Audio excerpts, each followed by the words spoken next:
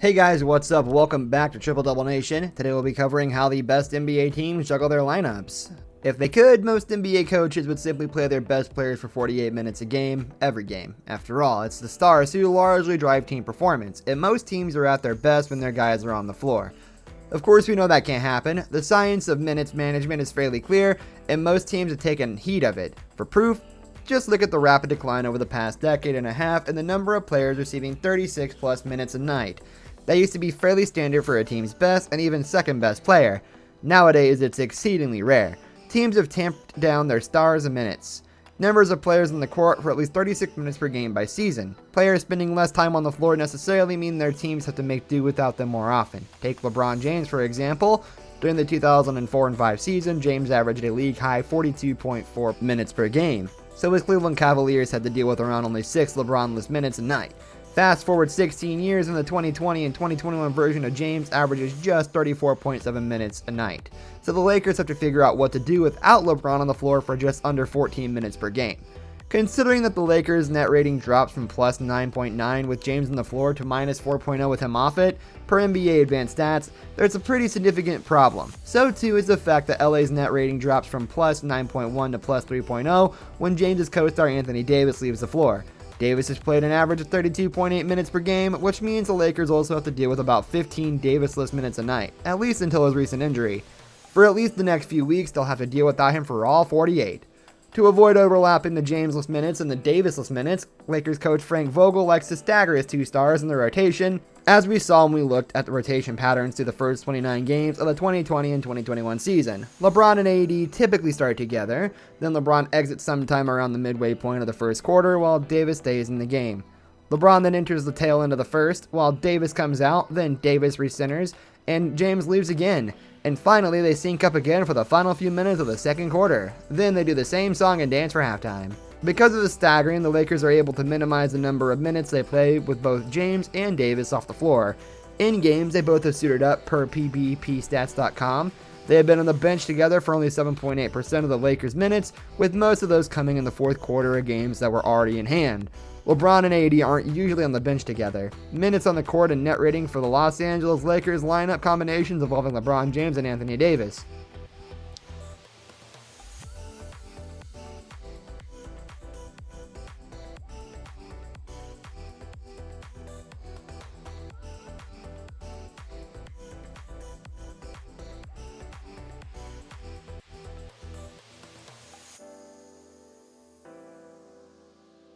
The Lakers' Staples Center brethren, the Clippers, take the same approach with their two stars, preferring to minimize the amount of time they spend with both Kawhi Leonard and Paul George on the bench. There's a good reason for them to do so. The Clippers have been outscored by 1.59 points per 100 possessions, with both of their stars on the sideline, while they have dominated opponents with both players on the game and soundly outscored them with at least one of the two on the floor. The Clippers maximize time with their stars. Of course, staggering isn't the only way to go. Some teams prefer to attach their stars in the rotation, maximizing the amount of time they spend on the floor together, even if it means the team has to play with both of them on the bench more often than is ideal. There's perhaps no better example of this than the Golden State.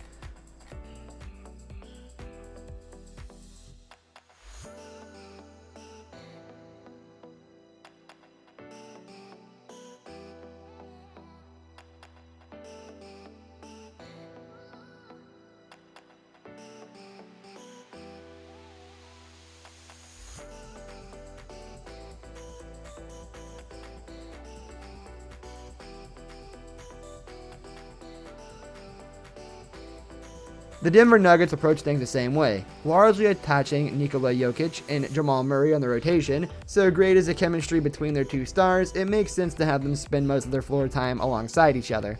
The configuration when both players on the floor together is also the only one that has outscored its opponents so far this season.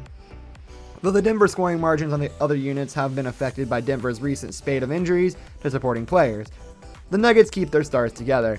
Minutes on the court and net rating for Denver Nuggets lineup combinations involving Nikola Jokic and Jamal Murray 2020 and 2021 season. Naturally, constructing your rotation gets a bit more complicated if your team has more than two foundational players. With 3 rotation pillars, a coach has more options. Fully matching 3 players' minutes seems somewhat silly. If you can spend somewhere between most and all the game with at least one of your 3 best guys on the floor, why wouldn't you do it?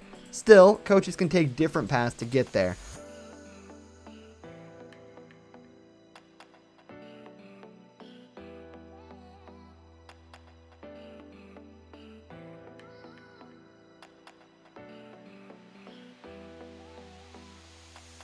The Milwaukee Bucks, for example, employ something like a 3-man stagger between Giannis Antetokounmpo, Chris Middleton, and Drew Holiday, who each average between 32.5 and 33.8 minutes a night. Antetokounmpo typically exits midway through the first and third quarters, leaving Middleton and Holiday on the floor. He also typically starts on the second and sometimes fourth quarters alongside bench units. Meanwhile, Coach Mike Budenholzer seems to mix and match which of Holiday and Middleton comes back to play alongside Giannis for a few minutes before the other returns. Helpfully, all the iterations of these units outscore their opponents, with the exception of the one that has all 3 stars on the bench, which has rarely been used outside the fourth quarter of games that have already been decided.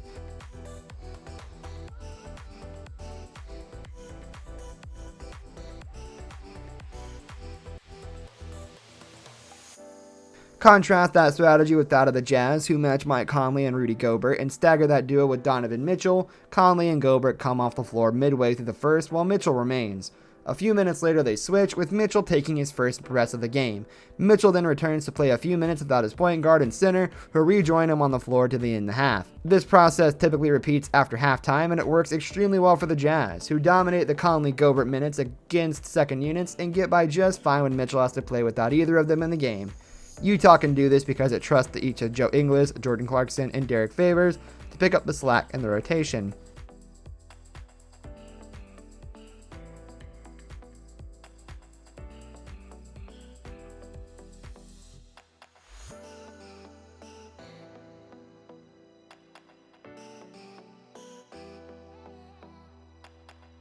The Raptors take things a step further. Toronto appears to believe it has 4 core players, as each of Kyle Lowry, Fred VanVleet, Pascal Siakam, and OG Anunoby averages between 33.8 and 36.6 minutes per game. Raptors coach Nick Nurse typically matches Lowry and Anunoby and staggers that duo with VanVleet and Siakam, who are also matched.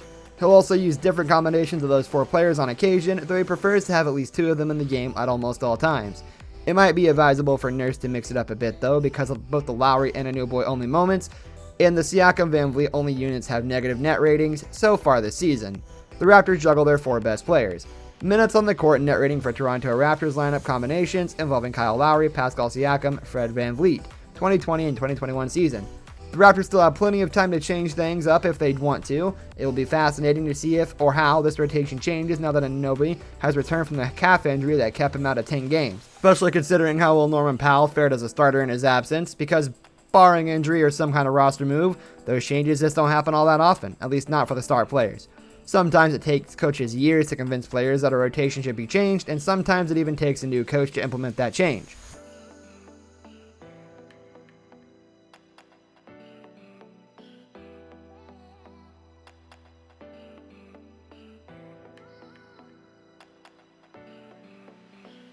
Players are creatures of habit after all, and that extends to the way they flow in and out of the game. That, among other reasons, is why it's extremely important for coaches to get these decisions right. That's going to do it for our video, guys. Thanks for watching. Don't forget to like and subscribe. Catch you next time. Goodbye.